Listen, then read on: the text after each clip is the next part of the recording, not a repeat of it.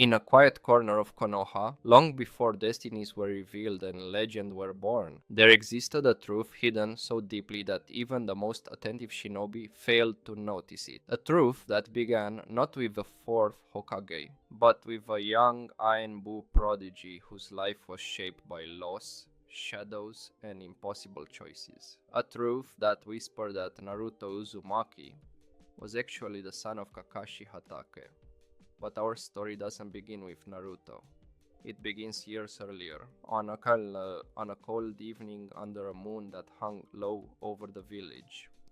Kakashi stood on a rooftop, mask swaying gently with the wind, watching civilians move through the dimly lit streets. Unbu work had shaped him into someone quiet, distant, emotionless on the surface. Yet, beneath that mask, there was something fragile, a part of him that still remembered laughter, friendship, warmth, a part that remembered Obito, Rin, and the weight of promises he could never break. He wasn't searching for anything that night until he saw her.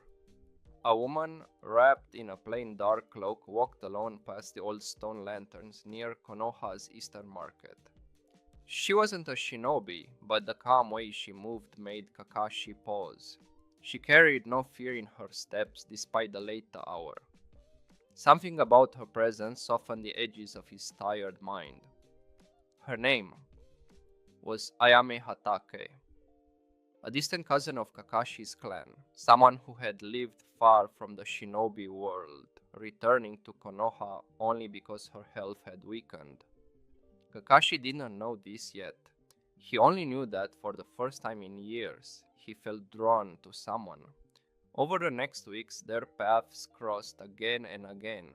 At the market, near the old memorial stone, at the training grounds, where she would quietly sit under a tree, watching the sky as if searching for answers.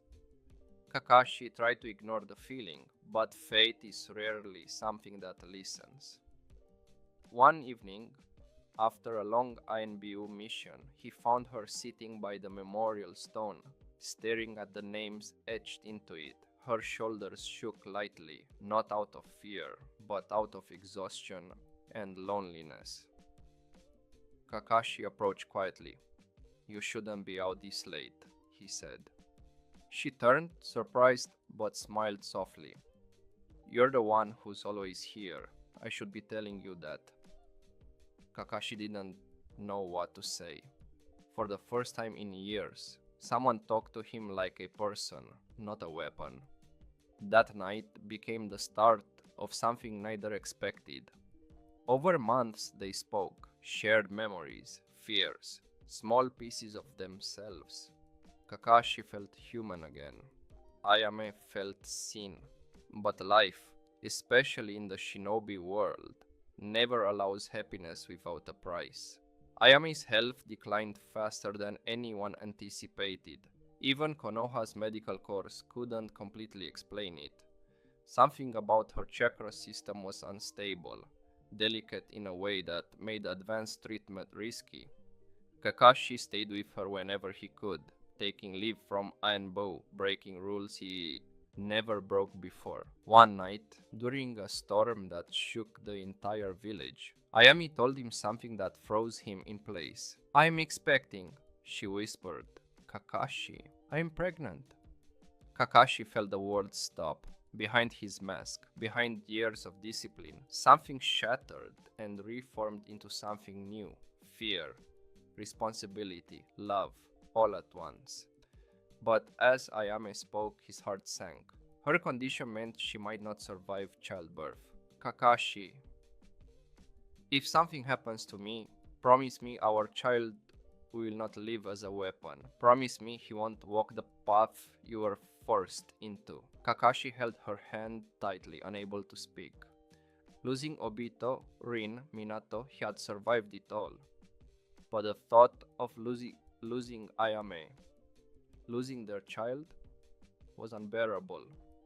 But fate had a cruel sense of timing. 3 months later, during a night covered in thunder, Kakashi raced to the hospital as Ambiumas watched him break every rule. Ayami was in labor, and her chakra was collapsing.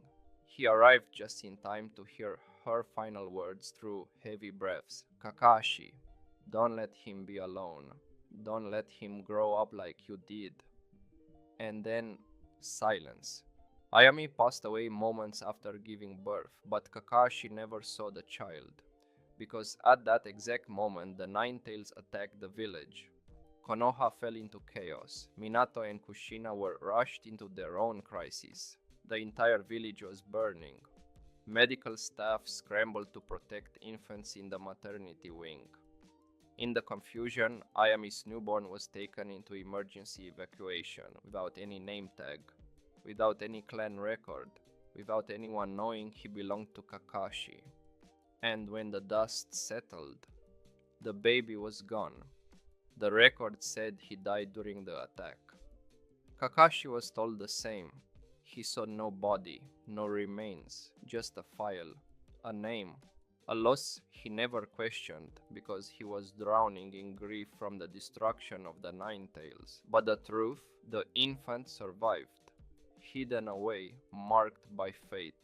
The baby was found near the ruins of the evacuation shelter, crying alone, wrapped in a burn-scorched blanket, the only surviving infant in that entire section.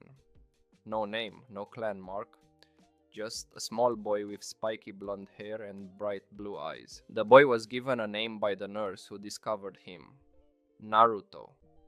And because Minato and Kushina had died that night, and no one knew this child belonged to Kakashi, the elders quietly decided another orphan, add him to the list.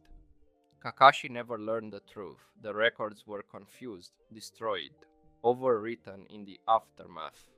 Naruto grew up as Naruto Uzumaki, the orphan, the outcast, the Jinchuriki. But something always felt strange. As Naruto grew older, villagers occasionally whispered his eyes, they look like Hatake eyes.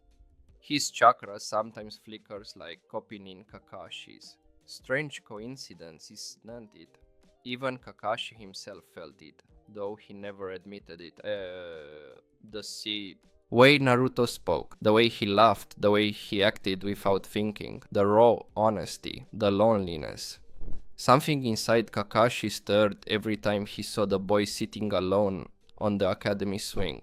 But Kakashi forced himself to ignore the feeling. He couldn't lose someone again.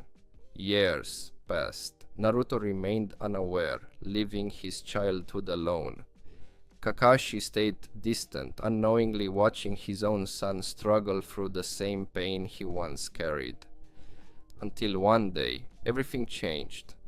Naruto, while practicing clone jutsu alone after class, accidentally stumbled upon a small old medical file inside a storage room near the academy. A file half burned, half torn, with only one line clearly visible.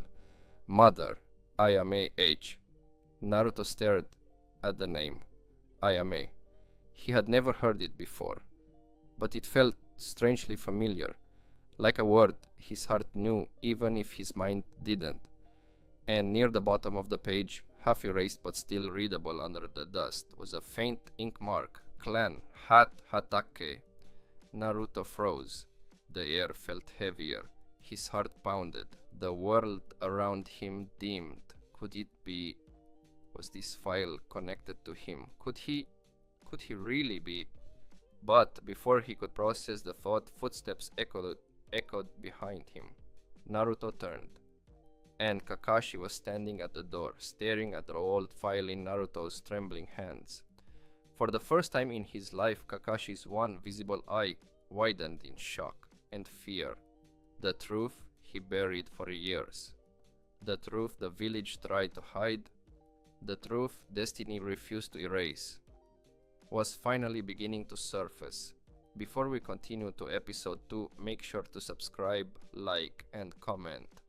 Together, we can complete our dream of creating 10,000 Naruto What-If theories and unlock even more incredible stories across this universe.